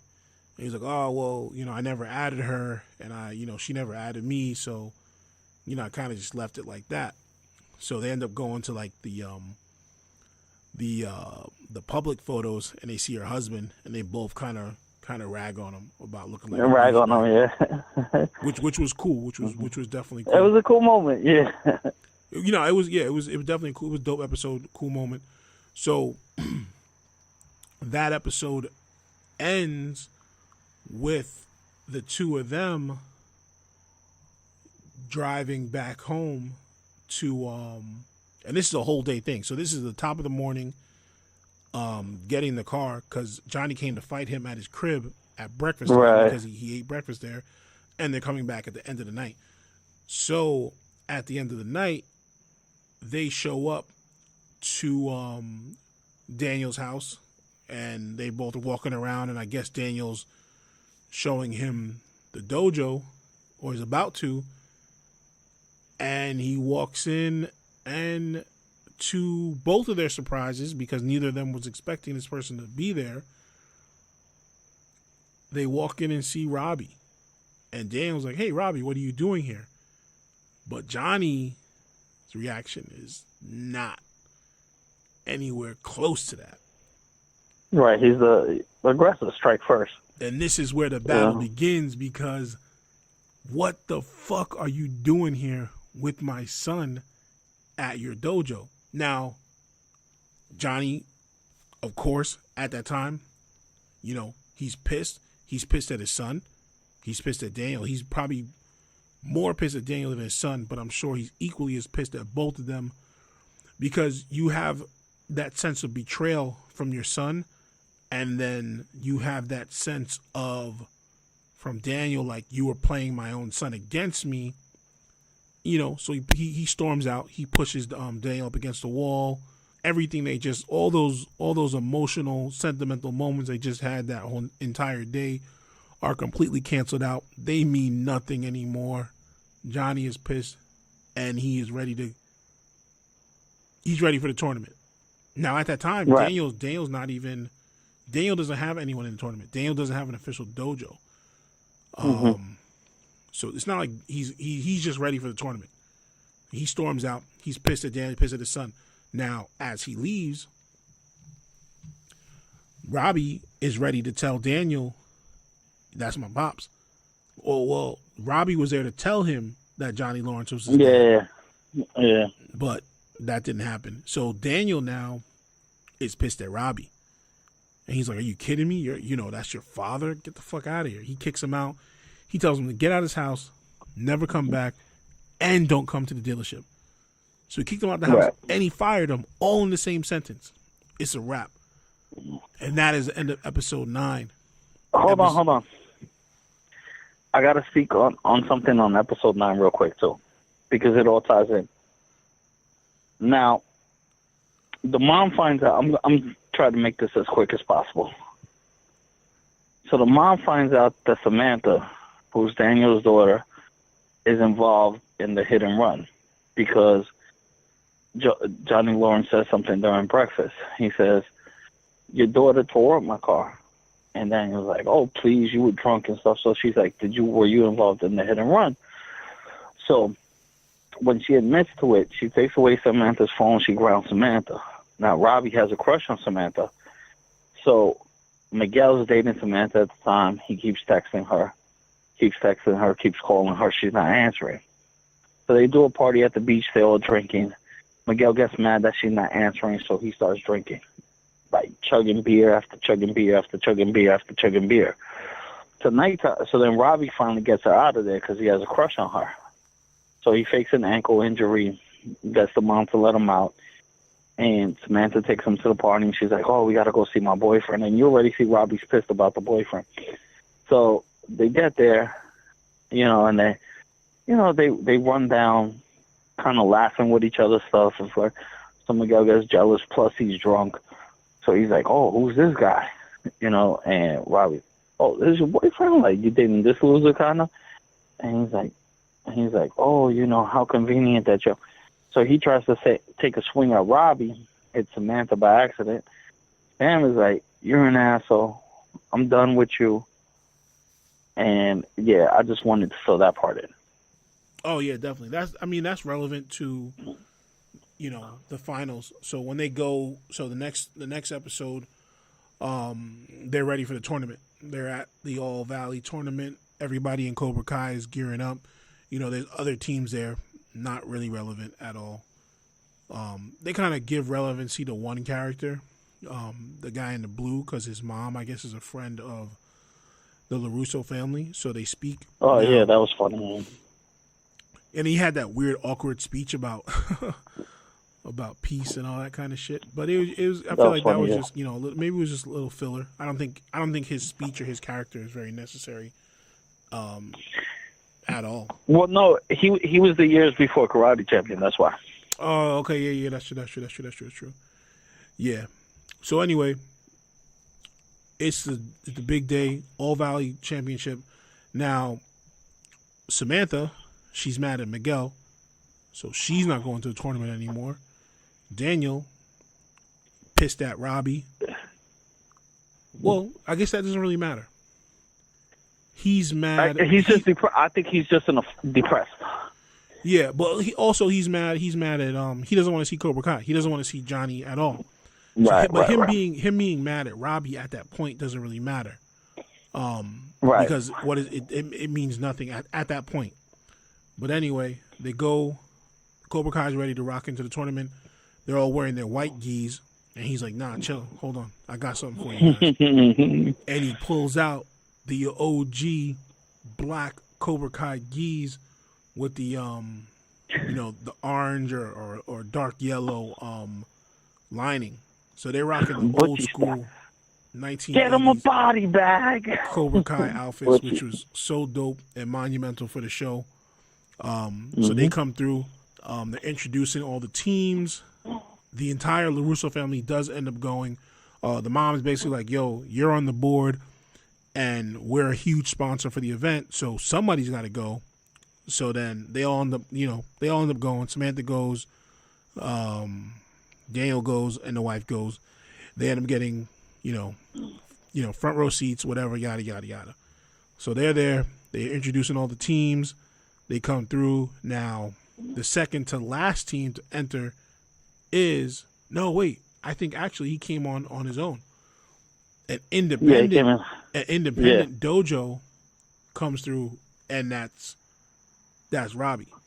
He came through on his own and entered the tournament as an independent person, not as a team. Which, hey, the rules allow for it. It works. I don't know how that works.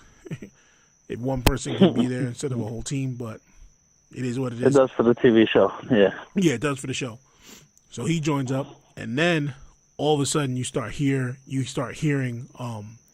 the Cobra Kai team start chanting Cobra Kai. They're before Robbie gets introduced. Oh, okay, so I was right. They are the second to last team. So they come through, they're all chanting Cobra Kai. They come in, welcoming them back to the tournament, which is also kind of like another smack to Daniel that they got reinstated. Right. Welcome them back to the tournament. Their whole team is there, decked out with the black and yellow uniforms. Robbie comes in as independent. Tournament starts. Don't have to talk too much about the tournament. It pretty much writes itself. Well, I just want, but I want to say the crane kick. I love that part. The first move, Daniel sitting right in the front, and Johnny Lawrence calls Miguel over and just stares Daniel down, and they steal the crane kick away from him. Hey, flex move. Yeah, definitely. That was dope too. That was dope to see him do that. And yeah, he definitely stared him down, and that was funny. You could see Daniel a little salty about that. Definitely very salty. I could say this Daniel is a very emotional character in his old age, but I'll leave it at that. So, like I said, the tournament writes itself. You don't need to watch it. Yeah, we don't need to go through match for match. And it's exactly the way it was in the past. At this point in time, Cobra Kai is still Cobra Kai, and Robbie is representing Danielson. So there are 2 Cobra Kai members in the finals, and then on one side of the bracket is 1 Cobra Kai and that guy in blue. So you have Miguel fighting the last year's champion, and then you have Hawk fighting Robbie. So Robbie. Miguel, fighting Robbie. So Miguel, he makes light work of last year's champion. He wraps that up quick. Hawk, which, he's an important character. We didn't really touch on him. Hawk is AKA the guy with the cleft lip who, pretty much he comes in the dojo his first day, and Johnny rides him about his lip because Johnny doesn't give a fuck, because Johnny is Johnny. He doesn't care if you're a kid. If you got a cleft lip and he thinks it's gross, he's going to tell you. So he was like, yo, Johnny, Sensei, can you please stop bringing that up? Can you leave me alone? He's like, dude, that thing is fucking disgusting. It's gross. You want people to not talk about it? You need to go do something extreme and take all the attention away from that disgusting lip. So he comes back the next day. He's got this huge multicolored mohawk. He got a tattoo on his back. He got a completely different attitude. He's everything that Johnny wanted him to be, so much so that when he's at the dojo and he's fighting and they say his name, he's like, Hawk? He's like, is that the guy with the fucked up lip? Like, he totally forgot because he changed himself. He changed himself so much. So that's Hawk. That is the guy with the cleft lip. So Hawk goes into the fight and, similar to the original Butchie, right? Kid. Yeah, he hurts Robbie. He hurts him in a way such where he gets disqualified, but also puts real physical damage on Robbie enough where, they need to make a timeout of the tournament for him to get worked on and checked out. So they pull him into the locker room, and Daniel follows. Now, this entire time through the tournament, in all the B-roll, you see Robbie fighting and using all the moves, and, Daniel's kind of, mimicking the moves and screaming at him. He's very excited for him, but at the same time still upset with him. But when he gets hurt and it's affecting his chance of being in the final fight, he goes in the back with him, and he's talking to him to see if he's okay. And, very funny because it looks like, because his shoulder was hurting, it looked like he was going to do that same shit that Mr. Miyagi did, where he rubbed his hands together and got him mad warm and gave him that rubbing touch. So, kind of going into the Karate Kid with Jaden Smith, I thought it was mad awkward because, like, with Daniel LaRusso, when they did Karate Kid, he was like a teenager. He was a lot older. And I think it was just his leg. So when Mr. Miyagi rubbed his leg, it didn't look that awkward. But when Jaden Smith was Karate Kid, he was like a prepubescent boy, and you got freaking Jackie Chan rubbing all over this guy's stomach. I was like, I don't know. I don't really like that scene. It seems mad awkward. I think you look at too much. Into that. I don't know. It looked super awkward. I was like, that's. You were watching too much Dateline before you saw that. yeah, definitely. Freaking, what's that guy? Chris Hansen. Like, he was about to pop up and be like, oh, so you came here for the iced tea and cookies, huh? You came here for the karate challenge, huh? What about these internet messages about if you get hurt, I will rub your stomach. Yeah. So fucking, Daniel's son opens his hand. You get the slow motion. He claps his hands together like he's going to start rubbing them, and he claps it together. And he's like, let's get a medic in here. So he comes through. The medic works on him. So now you got the final fight.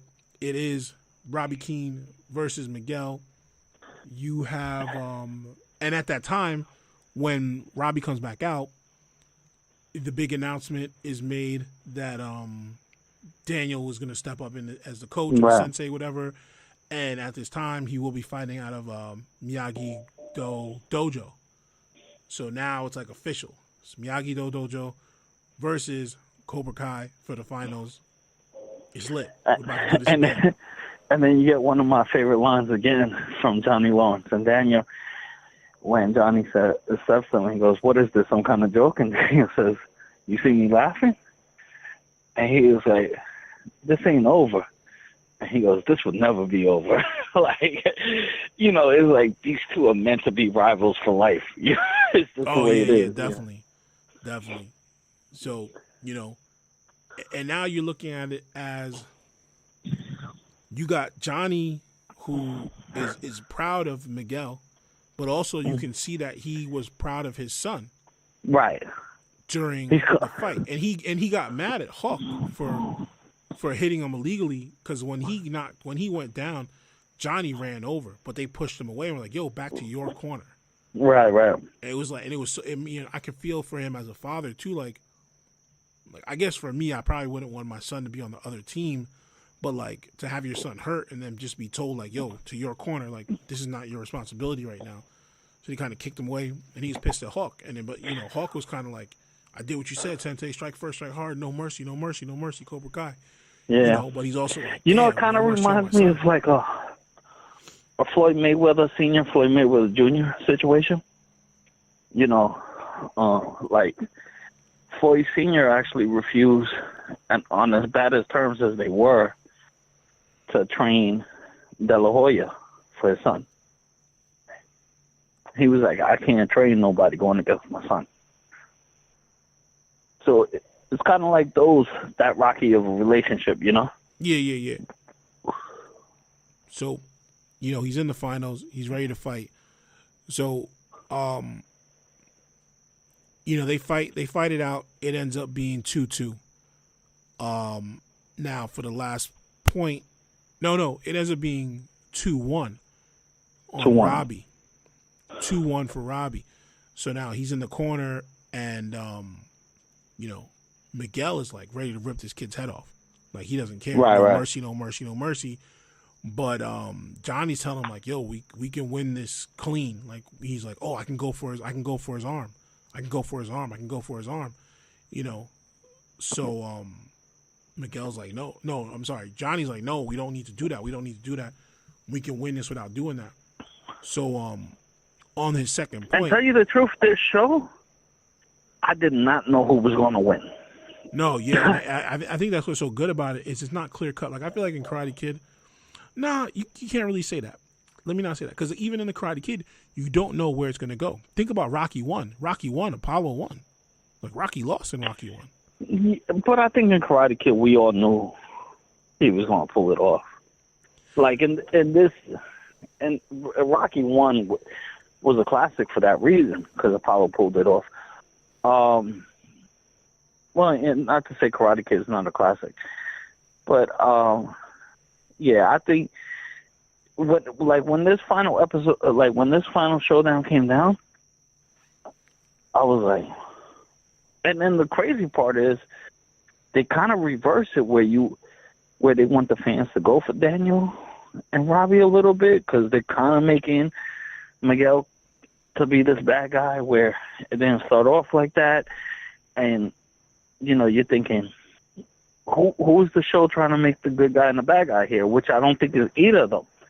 I think it's just a gray area. But I really did not know who was going to win, which I think made the show 10 times better. Yeah, I agree. You don't know who's going to end up coming out on top.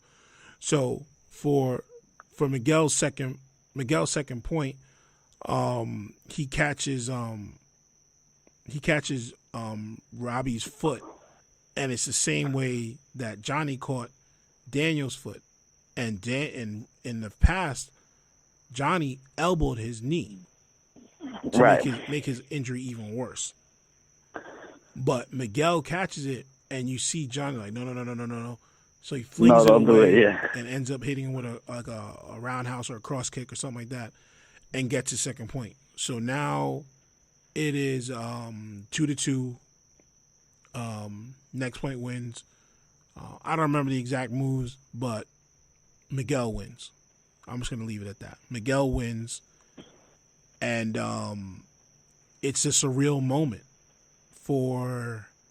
mostly for Johnny. And Miguel too. Yeah, Miguel too. Miguel won. He did his thing, but I mean, but Miguel realizes after, I won, but where's Samantha? I lost Samantha. But for Johnny, it's like you won, but almost like at what cost? You know, he won. They got the trophy. They're excited. They're jumping up and down. And Johnny runs over to Robbie, who's now being, you know, helped off of the mat out of the gym with Daniel. And Daniel's like, oh, you got what you wanted, Johnny. You won. Good job. You got what you wanted. He's like, oh, I just want to say I'm proud of you, and you did such a great job. And he's like, yeah, congratulations. And he just walks away from his dad. And, you know, that's when the Cobra Kai kids kind of pull him in, like, yeah, we won. Mm-hmm. Everyone's excited, but you have that faint, just that faint feeling of just being dismissed from your son, and, you know, you want to be happy for him for getting as far as he did. And then you also want to be happy for your kids, but where does that put you being happy for the loser? But it's still your son. But you know what else too, though? The Cobra Kai kids don't know that. I don't think they know that that's their sensei's son. No, they don't know at all. They don't know at all. So they have no idea why he's over there talking to him or whatever. So it ends. They win. Cobra Kai wins. So this is kind of where it all wraps up. And there's so many huge things. No, it doesn't wrap up there. Yeah. Because that's the end of that. That's pretty much the end of it. Cobra Kai No, wins. no. So we gotta talk about the spoiler at the end. No. Yeah, there's definitely more. There's more to the show, but that's where the season pretty much wraps up with Cobra Kai. Oh no! But since it's a spoiler-heavy episode. No, I'm gonna get to that. I'm just saying, like. Oh, okay. Like, but that's where the season ends. Like, it ends with Cobra Kai winning. You know, there's the rise of Johnny, the rise of Cobra Kai. They win. Now, before the episode actually ends, is where they fill in. They don't really fill in the blanks, because I don't want to consider this filling in the blank, because at no point are you expecting any of this to happen. So, end of the tournament, Miguel wins. He goes to look for Samantha. She's not there. That's number one. So what you end up seeing at the end, towards the end of the episode, is Samantha is in her karate gi, in her father's dojo, training. One thing that happened during the tournament was her best friend, which was I think her name was Aisha, was the overweight girl who they made fun of, who ended up joining Cobra Kai. She ends up losing her match at the one of her matches at the tournament, and she gets eliminated. She's pissed off. She leaves, and Samantha goes out to talk to her, apologize for the way she's been acting, apologize for hanging out with fucked up people, and she kind of says, like, hey, we need more girls. It's like, oh, I don't know if I could join Cobra Kai, but hey, whatever. So it's to see her back with the karate gi on, practicing, and then that kind of fades out. And you're like, okay, season 2, like, is she going to fight with her father? Is she going to do fucking independent like Robbie? But you know that she's for it now. She wants to get into it. The next one, and I'll go with this one because I think if you go on a scale from 3, 2, 1, this would be the second place. You see Robbie and Daniel pull up into a location. As soon as the gate opened, because if you know the scene, you know the scenery of that particular place, I knew exactly where it was, and you feel those chills. They pull up to Mr. Miyagi's house. The gate opens, the big long gate, big long wooden fence or gate, whatever you want to call it, that opens up, and you see all of Mr. Miyagi's old school cars. Some of them have the car covers pulled up, so you know exactly which cars they are. And he brings Robbie into Miyagi-Do dojo, which really is not really like a mat. It's really just Mr. Miyagi's garden, but that is where Daniel learned his karate from Mr. Miyagi. So he brings him into there. Wow. And now it's like, okay, next year, Robbie's going to be training under Daniel, and he's going to enroll him and potentially bring on more people. And, well, Samantha being one of them, too. Well, yeah, because she kind of made up with her pops. I can't see her being Cobra Kai. No, that's not going to happen. So you see that happening. And then the third thing, the final thing, was Miguel and Johnny. Wait, no, I don't think Miguel was there. I think it was just Johnny in the dojo, kind of letting everything sink in. He is looking at the trophies and just kind of thinking about where he is right now, what he did. And then he hears the door to the dojo open. And he walks out, and he's kind of like, hey, lessons are over, or we're closed, or whatever. And no, he said, hey, Miguel. He thought it was Miguel. Oh, yeah, that's right. My bad. Yep. So he goes over there thinking it's Miguel. And from the second I saw the silhouette, I knew exactly who it was. And I was already completely blown away because I looked at this person's IMDb page to see if they were in it. And it's on there now. and maybe it was there the whole time, but I feel like I missed it. No, they might have hit it. They might have hit it on purpose. That's possible also. Yeah, that's true too. It could be anything. But so the silhouette fades as he walks into scene, into the light, and it's John Kreese. Aged very well, no homo. Yo, great. But it's him. Yo, he aged better than William Zabaka, I'll tell you the truth. Yeah. Not that William Zabaka aged badly, but he got some wrinkles, like this dude looks like he looked like in Karate Kid Part 1, Yeah, it was dope to see him. So you got John Kreese, and he's basically like, you did it. Like, it's almost like to Johnny, his father coming back from the dead. Mm-hmm. Mm-hmm. And not only is he just coming back, but he's coming back and he's proud of you. And he's like, you did it. You brought back Cobra Kai, and now we're going to show them what we can do. And that's where it ends. That's where it officially ends. There's so much that potentially can happen now in the next season. And I can't wait for that. If you haven't seen it, go watch it. And if you have not seen it yet and you plan on watching it, take the time, watch especially for the younger generation, because for older people like us, we saw this when it came out in the theaters. We were young. We saw this in its prime. So to watch it now, we're getting to continue on a story that to us was over. And now right. we really get to relive it in a new light. Because of the way internet works, things are going to go viral. You're going to see these people on the web, and you're going to see, YouTube's going to tell you to watch it. I will say this. If you're younger and you've never seen The Karate Kid and you just want to watch this to watch it, definitely watch it. But go back and watch the original Karate Kid. All of them are great. But if you're going to watch this and you haven't watched it yet and you've never seen the original Karate Kid, watch the original Karate Kid and then watch this. Because you're paying respect to the original, to the OG, but then you're also getting that story while this Cobra Kai lives on its own. Like, if you never saw Karate Kid, this is still a phenomenal show.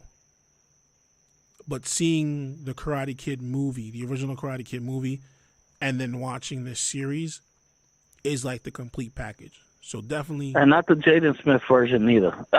You got to make sure that the one, when you go into it, you got to make sure that it starts with 198, not 199 or 200. If it's any of those years, that catches a lot of shit too. It was a good. That was a good movie, but I understand a lot of hiccups with the movie. But it was a good movie. But watch the original. Watch the original one, and then watch this. At least you're going to do yourself an injustice if you've never seen The Karate Kid and you watch this. You're going to enjoy this. I'm not going to say you're not going to enjoy this. But if you're a fan of film and you're just a fan of great writing and great stories and a true, hero-villain story, watch that. Hate Johnny. And then watch this and see where he's coming from. Right. And you may still hate him at the end, but watch the original, then watch this. Because when you watch the original, it's so many years past, but imagine how dope this one would have been if Mr. Miyagi was still alive. He'd be old as shit, so it would have been crazy. Because he wouldn't have been. No, what are you talking about? Like, yeah, but he would have been in a wheelchair, and Ralph would have visited him at a nursing home. What, yo? Nah, that's true.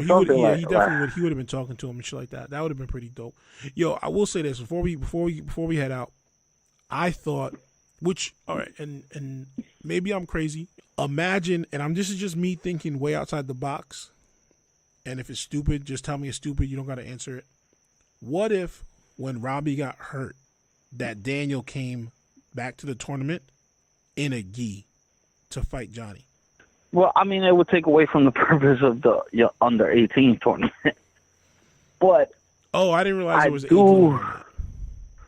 I do see something where an over 40 karate tournament or sensei versus sensei karate tournament can happen again.